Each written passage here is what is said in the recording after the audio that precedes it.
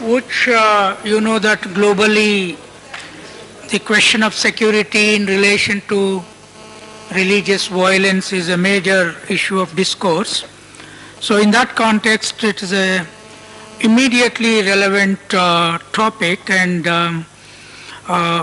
we will, after the three presentations, we'll have a discussion. Now let me invite Javier Martínez-Torrón to make his presentation.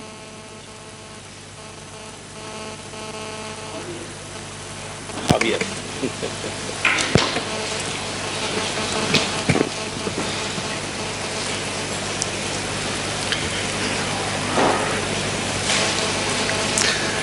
Good afternoon.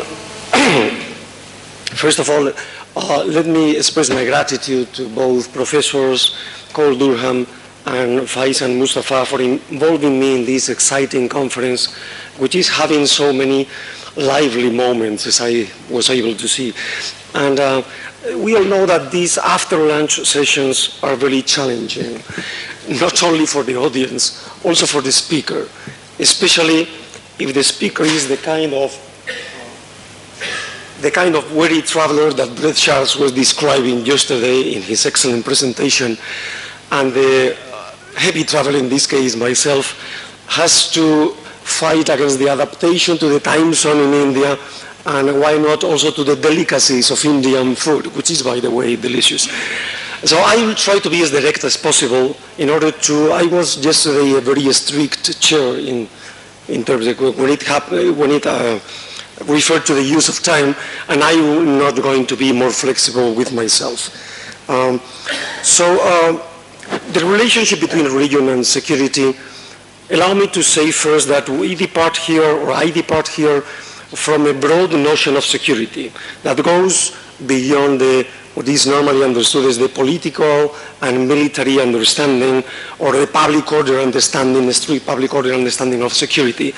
A human notion of security, which has been defended by the United Nations, involves also elements related to economic equality in society, a fair distribution of wealth, involves also elements relating to the protection of the environment, and especially it involves what is normally called the human dimension of security. That is the respect for human rights, and that includes obviously respect for religious freedom. So an important first consequence of this is the concerns for security in any state cannot justify everything that is done in the realm of human rights. Especially, it does not justify illegitimate restraints or encroaching upon human rights, and among them religious freedom. And remember also that national security is not one of the legitimate grounds for limitations on religious freedom in the eyes of Article 18 of the International Covenant for Civil and Political Rights. And second, remember also that limitations on human rights, and therefore on religious freedom, must be always justified carefully, must be construed narrowly, and must be strictly justified as necessary in society. The European Convention adds also a reference to democratic societies. So from this perspective, from this broad perspective of security, allow me to articulate my presentation around two main points. The first one is more brief, and it refers to what we may consider a contemporary obsession for security issues, especially in the West. Probably not only in the West, and in that regard I would like to emphasize first that security has always been a problem in any time of history. It's not a contemporary issue, it's a permanent issue in society, because we, mankind, we are what we are. When we enjoy the views of this magnificent fort in Hyderabad or any other European castle built in the Middle Ages, they were not built just because they could be admired by future tourists enjoying the country and the beauty of that country. They were islands of security in very unsafe places. What makes our societies different today is not the concern for security per se, this concern has always existed, but the new challenges posed by technologies. So is easier today for people not very fond of security or for violent people or for terrorists to contaminate the rest of society with their activities because of the technological development. And that is a serious issue. So we have to live with that. Technology probably, as we know it, it is not experiencing any way backward. Is advancing. So we better get used to live with these kind of threats for our society, and to live with them in a way that does not undermine the protection of human rights. And that's my second remark precisely. We must find some kind of balance between the interest, the public interest in preserving a safe society, and at the same time a decent, a high protection of human rights. Only in hyper-controlled societies, hyper-control is a euphemism for tyrannical societies. So only in these type of societies we may presume that perhaps eventually the concerns for security might disappear, but at what cost? At the cost of virtually our humanity. The second point of my presentation turns around something that we have to accept as something real in our societies. Very often we may try to idealize the idea of religion vis-a-vis security and say, well, religion is not a problem. A healthy and wise notion of religion does not engage security problems. But that would be unrealistic. The fact is that there is violence, there is terrorism that is done in the name of religion. This is a fact of life. It is undeniable. And it's an actual problem. It's not just a theoretical question that we ask ourselves. And we, I insist, we have to find ways of dealing with that problem, taking into account that the very existence of these violence in the name of religion generates a second additional problem, which is prejudice against religion, or against certain religions, certain precise religions. This is very clear. I'm less familiar with the Asian context, but in European context or in the American, both North and South context, this is very clear when it regards to Islam. There is an increasing, somebody spoke today about Islamophobia. It is not a word that I like particularly, but there is definitely an increasing feeling of antipathy about Islam in general, an irrational feeling, but a real feeling of antipathy against Islam in many Western countries. And this is a problem. It's a problem of prejudice against Islam. I'm sure that in the Asian context, similar problems arise. So I'm going to make some remarks apropos of that problem. And my departure point is that I'm trying to adopt the perspective, the view of states that take seriously both the interest in guaranteeing security as far as possible, and at the same time the protection of human rights and religious freedom. I mean, I'm not speaking at all about the perspective of those countries that use, or abuse rather, security or national security as an excuse to control society and to keep a strong iron hand on the population. Because that is a different problem. That is a totally different problem. What I'm going to speak is democratic countries that really take into account that we have to make compatible these two concerns that are legitimate, security and protection of human rights, that occasionally enter into a conflict between the two of them. My first point is prejudice cannot be fought exclusively with legal or political means. It has to be fought with education. And by that I mean a broad notion of education. Not only the school and university system, the educational system strictly speaking, but also the media. The media have an enormous responsibility in creating a culture like the educational system about religious pluralism, about the benefits of religious pluralism. Very often there is a tendency to attach the idea of religious pluralism with problems for security. The problems for security are not created by religious pluralism per se, but rather by the mismanagement of religious pluralism, which is the different thing. My second point, because I promised to be brief, my second point is the violence exercised and the terrorism exercised in the name of religion, be it Islam or any other religion, engages the responsibility of religious communities and leaders. In which sense? In the sense that it places a burden upon their shoulders. A burden that is unfair. I understand this is an unfair burden, but they have the burden to disavow this type of violence, to repudiate it, to speak out very clearly. And again, I'm going to adopt the perspective of a Western country. The problems created, the concerns created by that violence exercised in the name of Islam in the West must be fought in the first place by Islamic leaders and Islamic communities. Speaking out very clearly and explaining to society that those people are not real Muslims, that Islam has nothing to do with that violence is totally unjustifiable from a religious perspective. I mean, it's the credibility of religious communities which is involved in this type of problem. And I insist, it's an unfair burden, but things are as they are. The third remark refers to the violence that is very often exercised in the name of religion in a particular type of cases. And I understand that this is a matter of concern for a number of Asian countries. Probably India is one of them, although I insist I'm not totally familiar with the political and social context of India.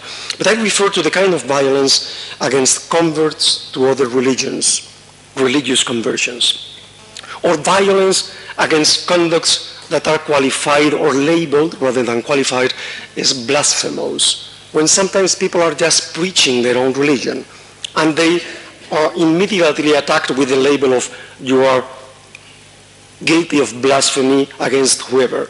And that includes also institutional violence. That is violence that is supported directly or indirectly by the law and legal institutions or by the courts. The responsibility that I mentioned before of religious leaders and religious communities applies also to these type of problems, not only to the terrorist that places a bomb in a bus, wherever, or the truck driver that rolls over a number of people in the street of Nice in France. It applies also to this other type of violence. And I insist, this is a very significant responsibility of religious leaders. A fourth remark is, it's from the perspective of the state security services. Religious profiling when fighting terrorism is totally inappropriate and discriminatory. The state is obliged to make the appropriate distinctions between what means, and again I will put the example of Islam, what means being attached to Islam as a religion or as a religious tradition or as a complex culture that includes religious elements, and to be attached or linked to a particular extremist organization that claims to be of Muslim inspiration. So the state is obliged to do this, but the state cannot simplify. Religious profiling from the perspective of the protection of human rights is a very bad thing. It's totally inappropriate, as I said. Even from a more general perspective, I would say that it is very important for states and for societies to avoid considering religion in general, or some religions in particular, as a threat for security per se. It's true, there are, and there will be probably in the future, incidental problems of security caused by people that claim to act in the name of religion. But considering religion as the problem is missing totally the point. Brett Charles was in his presentation in the opening ceremony of this conference referred very clearly to this idea. Would the world be better off without religion because some extremist people that say we are religious believers insist in killing other people because of that? Probably the response will be in the negative. We cannot consider religion per se as the problem for two main reasons. One, the deepest one, is because it's unfair, it's untrue. Religion is, I insist, it may cause, and it causes conflicts in practice, or religious people rather than religion per se. But when we took a broad perspective of things, religion by and large is much more a factor of social harmony and of social benefits. It contributes to society and peace. And the problem is not religion as such, but some distorted views of religion. This is what we should really fight. And again, this is the responsibility of the state. It would be very clumsy and very stupid on the part of the state to just restrict religion because some religious people cause problems. The sensible reaction by the state in these occasions is to promote a sensible understanding of religion and a sensible development of religious ideas in any particular country and also in the international level. Now that leads us, of course, to the question, what is sensible, what is not sensible? Some in the previous session made a reference to that about the different understandings of rationality when we deal with religion. The second reason why we should not consider religion to be the problem is that, in addition to be unfair, it is unpractical. All countries that have an experience of fighting against terrorism, and Spain is one of them, we know that without social cooperation and support, the state cannot win that battle. So we need the social support. And it's difficult to obtain the social report of religious communities, of the religious leaders, more that claim to be in connection with the violent activity involved. It's very difficult to gain that social support if we are punishing. Let me continue with the case of Islam, which is very popular in Europe. If we continue to punish Islam as such, without making the appropriate distinctions. I insist, it's very important that the relevant religious communities get the idea that the state is on their side, that they are not confused with the people exercising those types of violence. Let me end with two final remarks. One is more general, the other more practical. First, and is more or less a continuation of my last argument, religion is not the enemy, is rather, from the perspective of the secular society, from the perspective of secular states, is not the enemy. Religion is not the enemy. It's rather an ally if, and that if is important. If first, religious communities and leaders accept that the state, the secular state, that the state has legitimate authority, legitimate competence, and legitimate autonomy vis-à-vis religion. That's the first, and that is very important. That is, in that area we may find some possibilities of conflict, but that if first condition is important. The second condition is that religious communities are not at all enemies, but rather friends and allies if they exercise a positive influence in society. And that positive influence in society includes necessarily the promotion of the idea of respect for people of different beliefs. My last comment is the practical comment is about states dealing with problems in which religious freedom and security are involved.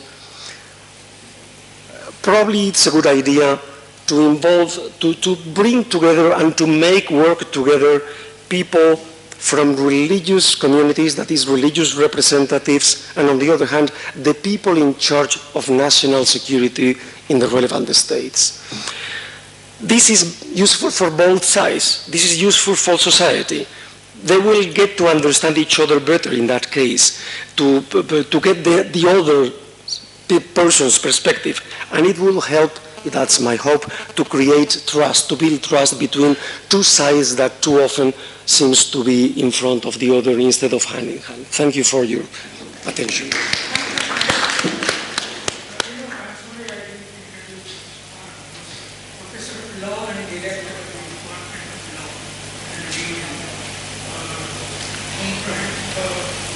Complutense University School of Law from Spain.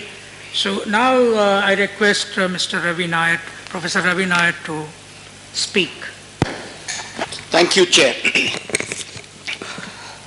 I will be brief in 10 minutes, and I might be a little aggressive in the 10 minutes because I'm trying to put together a lot of issues in a short time frame. So pardon my trying to funnel through a number of issues in a short period of time. I am a Democrat. I am committed to constitutional values. I am upholding the 1950 Constitution. But I am also scared that much of the state and its apparatus, especially in India, is sworn to undermine it at every point of its application. And that is what worries me.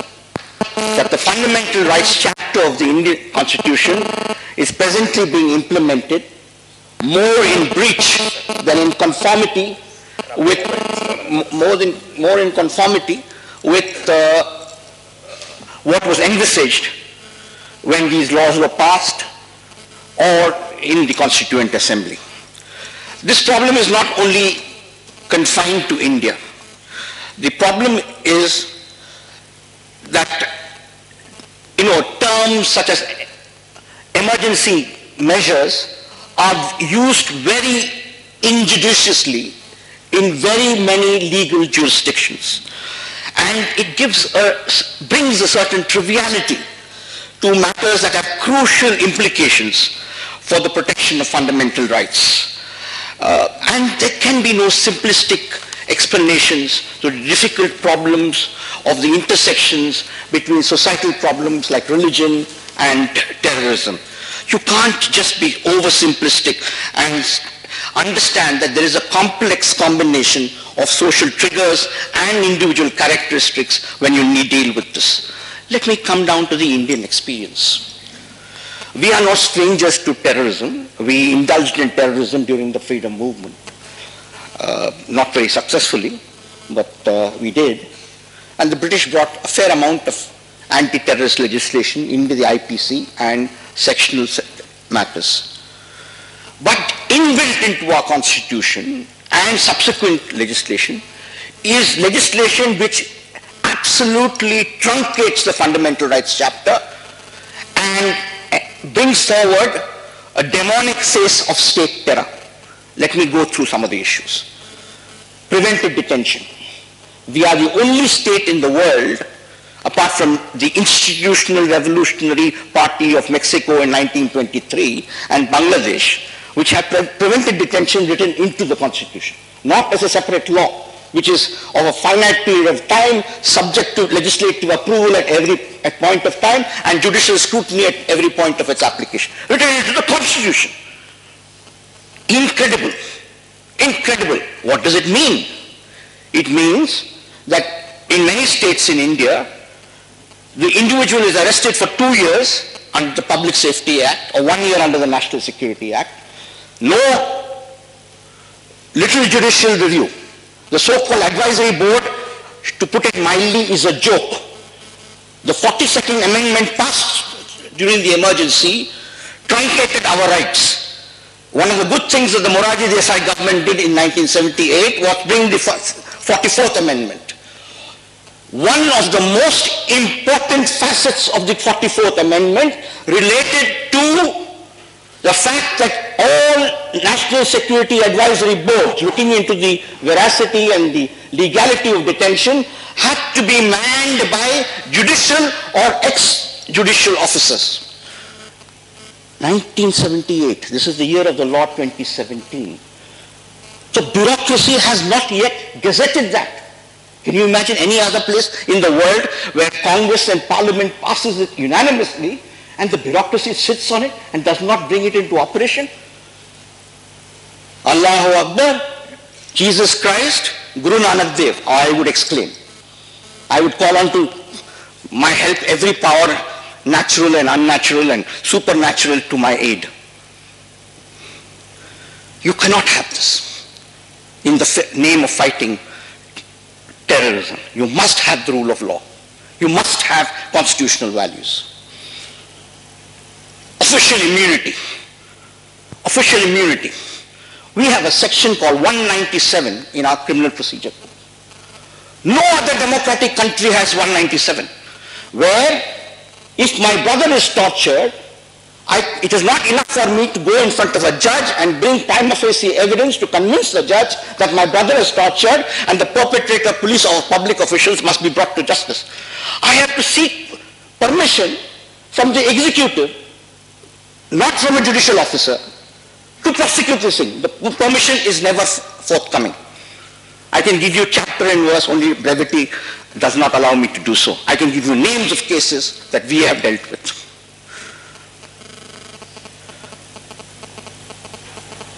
The Human Rights Committee in 1998, the UN Human Rights Committee asked India to drop this enhanced idea of official immunity. Periodically, every 4 years, the Indian government has to report to the UN Human Rights Committee under the ICCPR, which it has signed and ratified. Hello, we are Kumbhakarna if you know Hindi or Indian culture, or Rip Van Winkle if you are an American. India has forgotten to report since then. We've just forgotten to report. 1998-27, 4-year periodic review report. Judicial delay. You are willing to do a fast-track trial of a Mr. Yaqub Menem, cut short due process standards, which are absolutely necessary to uphold the rule of law, and yet are willing to wait and not even start the prosecution of a gentleman called Mr. Advani and a lady called Uma Bharati, who are leading lights of the present dispensation for the destruction of Babri Masjid. What does judicial delay mean? What does due process mean? I will not give too many cases and analogies. I am worried as a Democrat. Right to compensation. Article 9 of the International Covenant on Civil and Political Rights clearly states that there must be mandatory compensation in violations by the state. India made a declaration. It uses the word declaration as a euphemism for international legal language, reservation. It completely goes against the statute, which is itself a violation of the reservation or declaration that it calls itself. You have, in the Akshardham case, people on capital punishment, on death row, people having served 11 years in jail, and no compensation. The Supreme Court turns it down when they come into the court requesting compensation. The terminology used when the Hindu terrorists bombed the Samjauta Express, bombed Malegaon, bombed Mecca Masjid,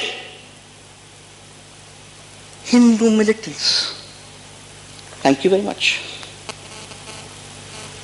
Aren't they terrorists? Weren't innocent people killed? Why is the difference in nomenclature? What is this linguistic semantics? I know I've got only 3 minutes. Religious freedom is at stake in this country. I cannot convert. In the guise of so-called freedom of religion rules, you do not allow me, you allow me to propagate but not proselytize in many states in this country. The Supreme Court has upheld 6 of these state laws. Incredible.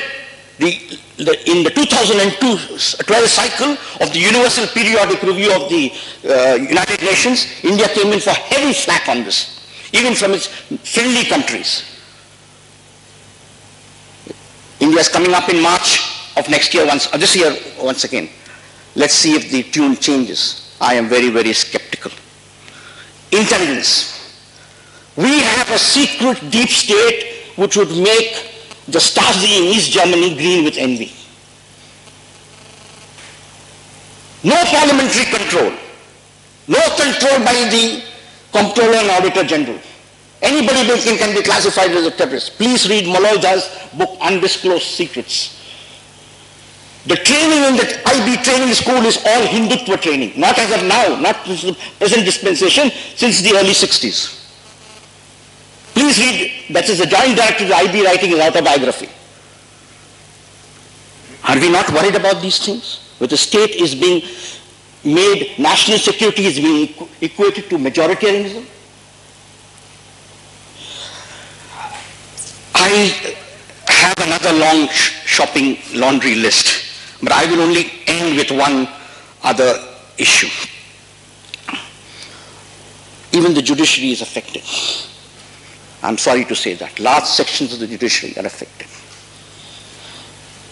When a chief minister of the state gives a sworn affidavit to the Supreme Court of India that he will protect the Babri Masjid and reneges from that affidavit, he is sentenced for exactly 6 hours till the rising of the courts. He sits in the VIP lounge and has coffee in the Supreme Court. If you and I transgressed something of an affidavit to the Supreme Court, God help you and me. You'd be seeing a minimum of 3 years of being a state guest. I find the Indian state not upholding the 1950 Constitution, the promise of it, the promise of the Fundamental Rights chapter. I am not, as I said, anything but a Democrat. But if you undermine values in the name of fighting terrorism only of a certain kind and not target what is happening in the Bhosle military school, then beware the Ides of March. Thank you very much. Thank you, Dr. Ravi Nair, that excellent presentation. Now I invite Manisha, Sethi, Center for the Study of Comparative Religions and Civilization, Jamia Millia, Delhi.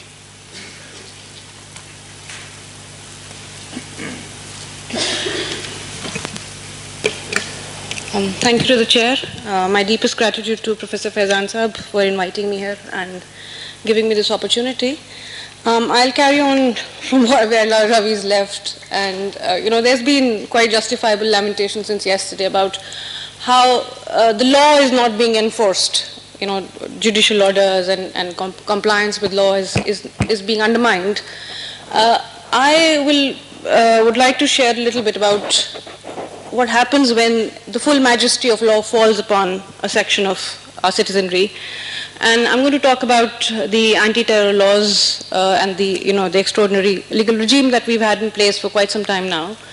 Some of you, of course, are students of law and teachers of law, but for the benefit of our friends from outside, let me just say that we have, Ravi spoke about the promise of the Constitution, but that promise of the Constitution has been continuously undermined by a series of legislations and changes starting from the First Amendment, in the 1950s, where the fundamental freedoms have been restricted first for public order, then reasonable restrictions imposed for integrity and sovereignty of the country, and so on and so forth. And we've had a kind of, legislative push through to erode those promises which were made to us in the Constitution. And the disproportionate impact of this has been on, I would argue, on religious minorities and specifically on Muslims for the past several years. We had in the 1980s, during the Khalistani, the Sikh separatist movement in Punjab, we had TADA legislated, and then you had POTA. But there have been documentations for a while now, during those times, that a large number of minorities were specifically targeted with these laws. You had thousands of Sikhs being put into jail under TADA, although the conviction rate was quite low. It was less than 1%. Again, in POTA, you had, for example, in Gujarat, POTA was a law that was passed in 2001 after the parliament was attacked. There was a lot of resistance to it, but after the parliament was attacked, there was a joint session of the parliament and it was pushed through. And if you look at the POTA statistics, for example, in Gujarat, there were 280 people who were prosecuted under POTA, of which 279 were Muslims, and the 280th was a Sikh. So this has been a disproportionate sort of, sorry, are you saying something to me? Okay. So there has been a disproportionate impact of these laws on the minorities. Some years ago, a couple of years ago, we had done a report, the civil liberties group that I am associated with, Jamia Teachers Solidarity Association. We had brought out a report which looked at 24 cases just from Delhi alone.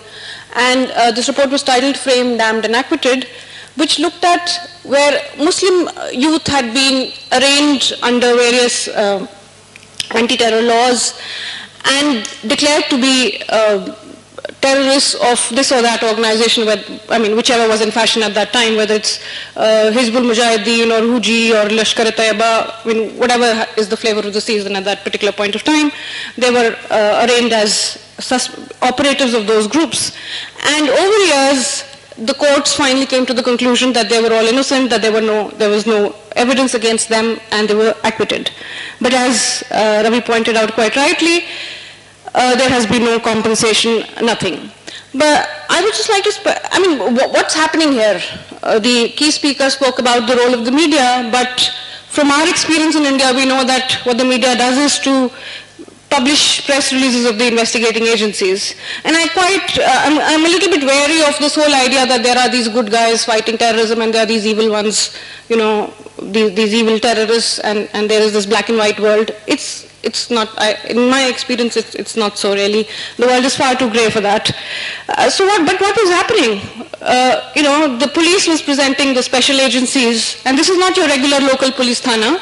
These are very specialized agencies with unaccounted money, with inexhaustible supplies of accounts. Nobody's checking their accounts. There's no auditing. And there's no oversight mechanism to any of these intelligence agencies. So these agencies are presenting somebody, one or the other, as a terrorist in a press conference, presenting, arms and ammunition and explosives that have been recovered from them, and the police and the press is then reporting this, and a narrative of guilt is built. Years later, it is when there is absolute lack of evidence, you find that they are acquitted, but then that gets reported at page number 8 or 9 as a small item which says, Lashkar operative let off for lack of evidence. And the cases, the judges, the courts usually do not say that the man has been framed. There is this a young man still, Muhammad Amir Khan, who was accused of masterminding and executing 19 blasts in and around Delhi. And he was 18 himself when he was accused of this crime, and he spent 14 years in jail. And one judgment after another said, oh, there is no evidence against him. But not one judge said that, hey, let's look at what's happening here. There is no evidence, and there's one case after another filed against this man, about 19 cases. And he's been acquitted in all 19 cases. He spent 14 years in jail. He was 18 when he went into the jail, and 32 when he comes out. No skills, nothing, but, that's another story we'll pursue some other time. But what's happening? The police is able to present anybody as a terrorist as long as he's young, Muslim, fits into that profile, and no questions are going to be asked, neither by the media nor by anybody else. And because it's a question of national security after all. That's such an overwhelming discourse that we have today, the question of national security. Nobody asks questions on that. In Delhi at least you get acquittals. In other places, there's another report that we did on Madhya Pradesh. Now, Madhya Pradesh is a state which is not known for any sort of terrorist violence in that sense. There have been no bomb blasts. There have been no, big cases of any sort of, terrorist violence, what we regard commonsensically as terrorist violence. And yet, when we went there, because there were a series of arrests and we had gone there to do some investigation, we found that in district after district, there were cases against Muslim youth. And they were all accused, I will end in 3 minutes, and they were all accused of being operatives of this unlawful banned organization called Students Islamic Movement of India, which was banned in 2001 after Twin Towers, mind you. There was nothing that, the major case against them was that they had supported the crashing of the Twin Towers in one of their speeches. So there is this organization called SIMI, which has been declared as unlawful, by where this law gives the executive the power to declare somebody as unlawful. And so there is this very nice sort of relationship. An organization is declared as unlawful, and then anybody who might have been previously a member of that organization, or whose brother or friends may have been members of that organization, or have no connection with that organization but fall into that category of being a Muslim young man, also a couple of women who've been arrested under this law, but they can all be then put in for furthering the activities of this banned organization. So in Madhya Pradesh we found in district after district cases filed against young Muslim men under section 31013 of the UAPA for being a member of the banned organization, for furthering the activities of this banned organization. And I mean, if you look at the evidence, you laugh. Evidence is that this man was going and there were pamphlets of the banned organization in his pocket, very conveniently for the police to recover, or there were slips of, receipts of the organization and so on. Now, but what is interesting, I mean, the prejudice and the bias of the investigating agencies is quite, well known and open now. Makkah Masjid, we're in Hyderabad where, about over 70 young men were picked up after the Makkah Masjid blast. But what was deeply troubling was the way in which the judiciary had abdicated its responsibility. In case after case we found the judges were saying, oh yes, there is no evidence against this man who's been charged with being a semi-operative. There is absolutely, there are recoveries like Ghalib's Diwan, for example, Urdu Panchtantra. These are the kind of recoveries that are shown as evidence of their unlawful activities. Yes, there is no evidence. The book that has been recovered is nothing to do with, it doesn't talk about jihad and so on. And yet, SIMI is a terrible organization. It's a terrorist organization. I mean, that overwhelming nature of the discourse of terrorism and national security and the narrative of guilt that has already been built around certain organizations is, the temptation is too much for the judiciary, and you find convictions in many of these cases with almost zero evidence. Now, just to add to what Ravi had said, and I will stop after that. Ravi and I were at a panel recently when two, again Muslim men who had been acquitted in a case where they had been charged with being Al-Badr operatives, but it turned out that they were actually IB, Intelligence Bureau men who had been framed by the police. So we were on a panel discussion with, there was another gentleman called Mr. Prakash Singh, who is the retired Director General of Police and the foremost advocate of police reforms in India. So he said, yes, of course, people like Anil Ambani are going to be charged with terrorism. There are people from other social groups who will be picked up. So there is this naturalization of some communities as, it's like, the British marking out some communities as criminal tribes. A similar process is at work. There is the judicial discourse, there is the media discourse, there are these a large number of practices and discourses coming together and marking out certain communities as communities of suspicion and, more inclined to terrorism. I'll stop here and perhaps we can have a discussion later. Thank you, Manisha, for that.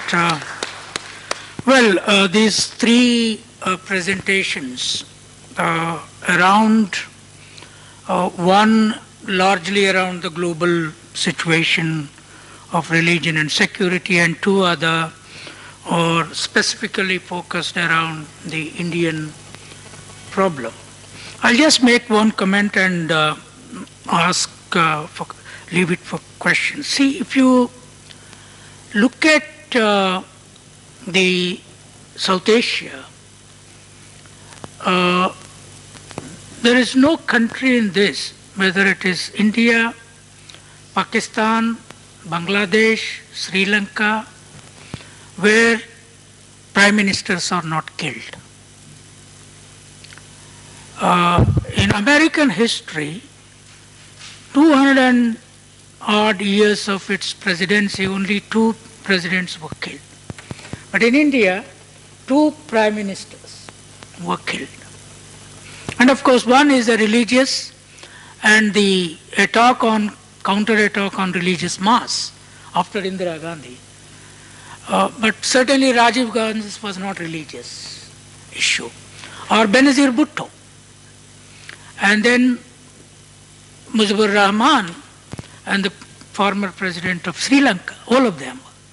So the West propagates, there is a theory that the religion and insecurity is the major in the West. It is not. Our countries have become immune for insecurities. You know, I keep saying we live by accident, not by design. We actually, we don't know when we die. Now, it is in this context, is the world discourse right that Muslims are the source of insecurity in the world? Because in their own countries, prime ministers are killed, masses are killed, kids are killed. So this theory from West that insecurity is from one religious group and the others are not looking at the subcontinental experience, and also the kind of day-to-day definitions. Who is a terrorist? With a small thing, every time one religion becomes terrorist, the other, whatever they do, however they finish, temple, religious institutions, trains, whatever they kill, they are not defined as terrorists. So there is an intellectual problem in this. Whom do you define as terrorist? Caste atrocity is not violence. Untouchability practice is not violence. So these are things that need to be debated. I am glad the panel members have raised some of the key questions. Now open for questions. How many minutes? 15 minutes. Ask straight away question. Whom are you asking? Thank you. Where? Thank you. Professor Bachmeier, again. Thank you for your very interesting contributions. What I got from your intervention is that there's a huge problem of infringements of due process rights and human rights in the area of preventive detention and precisely to a certain group of the population. But my question is addressed to the first speaker, Professor Martínez-Torrón, regarding the practice and his critical approach to the profiling based upon religious beliefs of belonging to a religious community. In Europe, we are facing this problem, we are experiencing this practice, and I myself, as you know, I've been dealing with the mass surveillance practices in preventing terrorism, and it's true that critics have to be expressed because at the end is a certain group of population is being, their privacy rights are being encroached just because of belonging to the Muslim community, which is absolutely unacceptable from the point of view of human rights. But on the other side, these preventive measures are based on an assessment of probabilities, and preventive measures are, in order to be efficient and effective, make a risk assessment, and the risk assessment shows that surveillance has to be directed to people belonging to those communities where there are more probabilities of committing terrorism or being involved in terrorist activities. So my question is, of course, this profiling is against the religious freedom, and terrorism is a multifaceted problem that has not to be dealt only exclusively with mass surveillance, but are there other alternatives apart from legal education, apart from integration policies, apart from generating welfare in the society, etc. But from the operative point of view of law enforcement prevention of terrorism, how should the profiling be designed in order not to be against religious freedom? Are there other alternatives?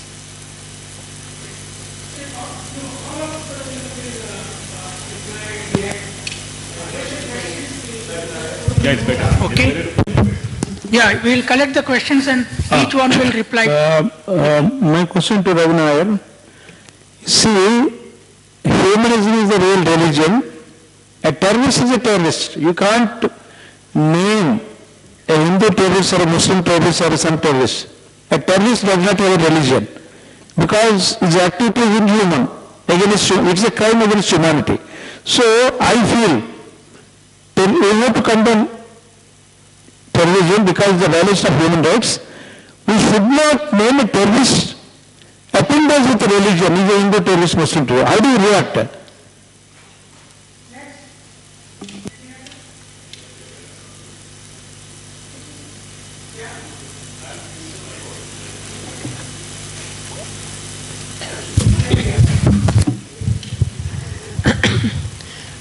Actually, I am commenting on Manisha's paper about Islamic terrorists and how young boys are targeted as terrorists, Islamic terrorists, without any evidence. But I want to link what you're saying to a much more global phenomenon, and also particularly what is happening in the US. But we don't have a comparative thing, what exactly happening in other countries where such laws are there. And the Internal Security Act and so many others laws that were passed in the US, and somebody mentioned the Islamophobia, global Islamophobia. Somewhere it reinforces each other. What India is doing and what America is doing is reinforcing each other.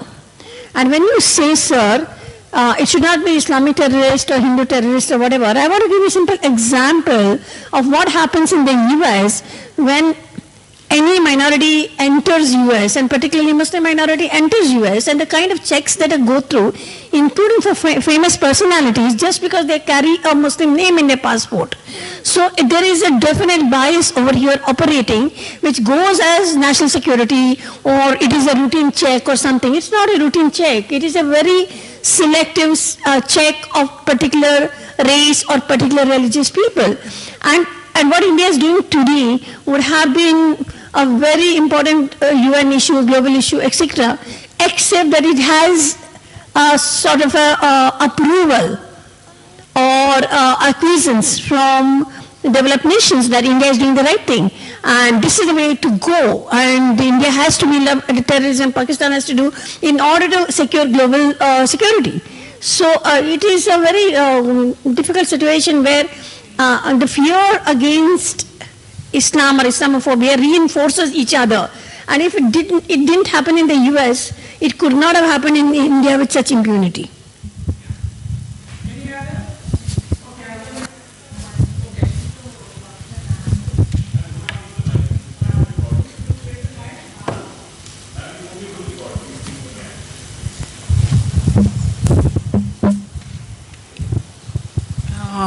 With regard to the statement that Dr. Nair made, that in case of unlawful arrest and detention, India has made a declaration, or what we call it by way of either declaration or reservation, to Article 9, Clause 5 of the ICCPR. We do have a provision within the Criminal Procedure Code, Section 358, wherein the manner in which this provision is drafted is giving a discretionary power to the state to compensate in case of unlawful arrest or detention. And the maximum ceiling was 100 rupees, which has never been done so. In that case, it's ultimately the state accountability, and I don't know what are our organizations, civil rights movements and organizations doing when we have ample number of cases when it comes to unlawful. And despite the TADA and POTA being repealed, there are a number of other draconian laws under which there is a gross misuse by the authorities. So should we not be actually, sensitizing the government to rethink and, amend the laws? I think that's...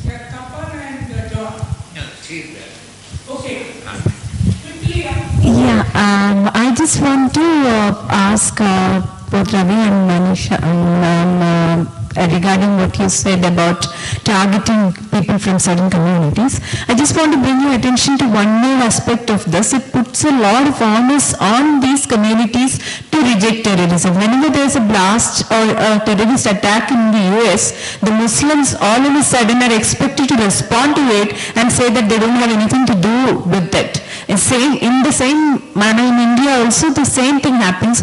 Muslims are forced to take a particular kind of statist form of politics and to acknowledge that we are with the state and we have to stay away from terrorism. So this kind of responsibility on the community also need to be addressed. Yeah.